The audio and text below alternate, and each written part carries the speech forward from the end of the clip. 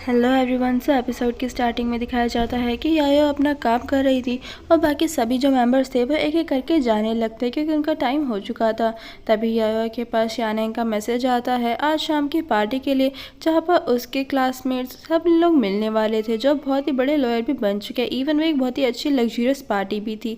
अब यायो एक बार को थोड़ा हेजिटेट करती है, लेकिन फिर वो सोचती है कि हमेशा मेरे साथ इतना काइंड रहता है, मेरा इतना ध्यान रखता है, शायद मैं ही इसके साथ ज़्यादा हार्ड हो रही हूँ। ये सोचकर वो उसे ओके बोल देती है शाम के लिए। पर जब वो उस पार्टी में जाती है तब वो वहाँ जाकर बहुत ही ज़्यादा सरप्राइज़ हो जाती हैं और उसके माहौल में नहीं ढल पाती, क्योंकि वहाँ पर काफ़ी बहुत ही बड़े बड़े लॉयर्स आए थे। इनफैक्ट वो उनके बीच में काफ़ी इनसिक्योर फील करती है। उसे तो अपना मेकअप भी बहुत ज़्यादा लग रहा था, इसीलिए वो उसे ठीक करने के लिए वापस चली जाती है। वहीं शानिंग सोचता है कि मुझे तो बहुत ज़्यादा अच्छी लग रही है। वहीं यायो तो वॉशरूम में इसलिए गई थी क्योंकि वो नहीं चाहती थी कि उसकी वजह से शानेंग को ज़रा भी लेट डाउन फील करना पड़े। जब वो जाकर देखती है तब वो वहाँ पर शानेंग को यीरेन के साथ बात करते पाती है, जहाँ पर यीरेन उससे माफ़ी मांग रही थी जो भी उसने काम किया। उसे बताती है कि वो वापस जा रही है और लास्ट टाइम बस मिलने के लिए आई है, जिस पर शानेंग कुछ ज़्यादा भाव नहीं देता क्योंकि वो नहीं भूला था अब तक जो उसने यायो के साथ किया था। इवन वो तो उसे माफ़ करने के मूड में बिल्कुल भी नहीं था। वो उसे क्लियरली बोल देता है कि यायो ने तो तुम्हें माफ़ कर दिया, पर मैं तुम्हें उस चीज़ के लिए कभी माफ़ नहीं करूँगा। वहीं आया वहाँ पर खड़ी होकर उसे ये सब चीज़ें बिल्कुल भी अच्छी नहीं लग रही थी, क्योंकि उसे तो नहीं पता था ना कि शानेंग उसी के बारे में बोल रहा है। वहीं उसके जैसे ही शानेंग उसे देखता है तो वो उसके पास आने ही लगता है कि तभी और भी कुछ लोग उसे घेर लेते हैं जो याओ के बारे में ही बात कर रहे थे, क्योंकि वो जानना चाहते थे कि आखिर शानेंग किसको डेट कर रहा है।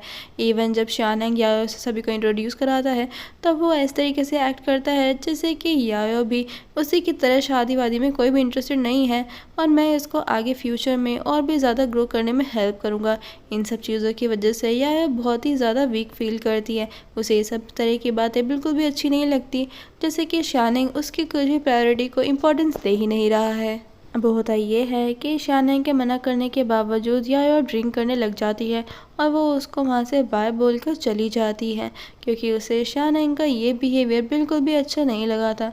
वहीं शानेंग को तो समझ भी नहीं आता कि आखिर यायो को क्या हुआ। वहीं यायो बाहर जाती है तब शानेंग वापस से उसे मनाने की कोशिश करता है, लेकिन यायो इस बार साफ साफ बोल देती है कि मुझे आज ऐसा फील हुआ जैसे कि तुम मेरी वैल्यूज़ ही नहीं करते हो, तुम मेरी इंपॉर्टेंस ज़रा भी नहीं समझते, तुम बस चाहते हो कि जो तुम बोल रहे हो वही ठीक है। मैं जानती हूँ कि तुम मुझे प्रोटेक्ट करना चाहते हो, मेरा ध्यान भी रखते हो, लेकिन तुम्हारा इस तरह का नेचर मुझे बिल्कुल भी अच्छा नहीं लगता, जैसे कि मैं कुछ हूँ ही नहीं। मुझे मेरी वैल्यू कुछ समझ में ही नहीं आती कि तुम्हारी लाइफ में है ही क्या, या तुम मुझे कुछ अपनी वैल्यू देते ही नहीं हो। ये कहकर वो वहाँ से चली जाती है और उसे कह देती है कि आज रात को मैं अकेले ही रहूँगी, तो प्लीज़ तो वापस अपने विला में ही चले जाना। ये कहकर वो वहाँ से चली जाती है। वहीं शानेंग को तो समझ नहीं आता कि आखिर उसने आप क्या गलत कह दिया। शानेंग वापस घर जाता है उसे ये क्योंकि वो यायो से बात करना चाहता था। वो यायो को इस तरह से अपसेट नहीं देख सकता था। वो बहुत कोशिश करता है, हिम्मत करता था कि वो उसके डोर पे जाकर नॉक कर सके, लेकिन वो बिल्कुल भी हिम्मत नहीं कर पाता। नेक्स्ट मॉर्निंग हम बारोई को देखते हैं, जिस पर काफ़ी रोते हुए वो शानेंग के केबिन से बाहर आता है, जहाँ पर वो सभी को बताता है कि आज बॉस को हो क्या गया है। आज वो मुझ पर 17th टाइम वो मुझ पर गुस्सा हुए हैं, यानी कि यार शानेंग से की बात नहीं कर रही थी। इसका असर उसके करियर पे, उसके मूड पर बहुत ज़्यादा इफेक्ट कर रहा था। वो ना ही कोई केस ढंग से लड़ पा रहा था, इवन वो काफ़ी चिड़चिड़ा हो गया था, जिसकी बातें सभी लोग करने लग गए थे। सभी लोग को ऐसा लगने लग जाता है वो इस तरह बातें करते हैं, इवन यायो के सामने ही, कि वो सुन लेती है कि सभी यायो को ही इस चीज़ के लिए ब्लेम कर रहे हैं कि उसने उसे स्विच कर दिया उसकी लॉ फर्म को। इस वजह से उसे काफ़ी ज़्यादा फ़र्क पड़ रहा है, वो अपने काम पर भी फोकस नहीं कर पा रहा है, यानी कि उसी का ब्लेम भी वो यायो पर ही डाल देते हैं। वहीं शानेंग को वहाँ पर यायो को देख लेता है, वो उससे बात करना चाहता था, लेकिन तभी एक आदमी आकर उसे रोक लेता है जो उसका सीनियर था। वो अपनी बेटी की शादी शानेंग से करवाना चाहता था, क्योंकि ये र्यूमर्स हर जगह फैल गए थे कि शानेंग और यायो दोनों का ब्रेकअप हो चुका है। ये सारी बातें जब होती है तब यायो वहाँ से चली जाती हैं, लेकिन शानेंग उस आदमी को साथ साथ बोल देता है कि मैं और यायो बहुत ही ज़्यादा अच्छे नॉर्मल कपल की तरह है जो लड़ाई और वो मुझसे नाराज़ है। लेकिन वो आदमी तो उसे बोल देता है कि प्लीज़ तुम इस धोखे में भी मत रहो, अब सबको ये दिख रहा है कि तुम सिंगल हो, तो तुम्हें मेरी बेटी को रेट करने में क्या ही जाता है, यानी कि वो तो मानने को तैयार ही नहीं था। वहीं हम याया को देखते हैं जिसके पास एक केस आता है लिली नाम की लड़की का, जिसे प्रॉपर्टी में हिस्सा चाहिए था क्योंकि उसके हस्बैंड की डेथ के बाद।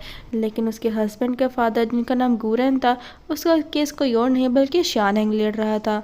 अब जैसे ही याया लिली से मिलने के लिए जाती है तब वो उसे पहले ही क्लियर कर देती है कि मैं जानती हूँ कि आप शानंग की वजह से आपने मुझसे कांटेक्ट किया है, लेकिन मैं आपको पहले ही क्लियर कर दूँ, हमारे रिलेशनशिप की वजह से हमारे इस केस में कोई भी फ़र्क नहीं पड़ेगा। मैं पूरे प्रोफेशनल तरीके से ही इस केस को लड़ूंगी। अगर आप मुझसे ये होप करती हैं कि मैं शानंग के पास जाकर कुछ भी किसी भी तरह की कोई बात करूंगी तो आप गलत सोच रही हैं। अभी इसे सुनते ही लिली थोड़ा हेजिटेट करती है अपना केस देने के लिए, तो जिस पर याया वहाँ से जाने ही लगती है, लेकिन फिर वो उन्हें बोलकर अश्योर करती है कि मुझे आप पर पूरा भरोसा है, आपको जैसे केस को लड़ना है आप वैसे ही लड़ सकती हैं। नेक्स्ट सीन में हम शानंग को देखते हैं जो याया से मिलने के लिए आया था। दरअसल वो नहीं चाहता था कि याया लिली का केस ले, क्योंकि उसे ऐसा लग रहा था कि बिना कुछ अच्छे तरीके से डिटेल्स को पढ़े ही याया ने इस केस को ले लिया, जिसका ये बिहेवियर एक बार फिर से याया को बहुत बुरी तरीके से हर्ट कर देता है, क्योंकि वो अभी भी उसे बच्चा ही समझ रहा था। इनफैक्ट वो उसके केस में भी इतना ज़्यादा इंटरफेयर कर रहा था। वो बस ये चाहती थी कि वो उसके डिसीजन की रिस्पेक्ट की जाए, जिसको शानंग नहीं कर रहा था इस वक्त। इन सब चीज़ों की वजह से याया दिन ब दिन और भी ज़्यादा हर्ट फील करती जा रही थी और वो शानंग से दिन ब दिन दूर होती जा रही थी। एक बार फिर से वो उससे गुस्सा होकर वहाँ से चली जाती हैं। रात में शानंग फ्लावर्स लेकर याया को मनाने के लिए आता है, लेकिन फिर कुछ सोचकर वो याया से नहीं मिल पाता। वो वहीं से ही वापस चला जाता है।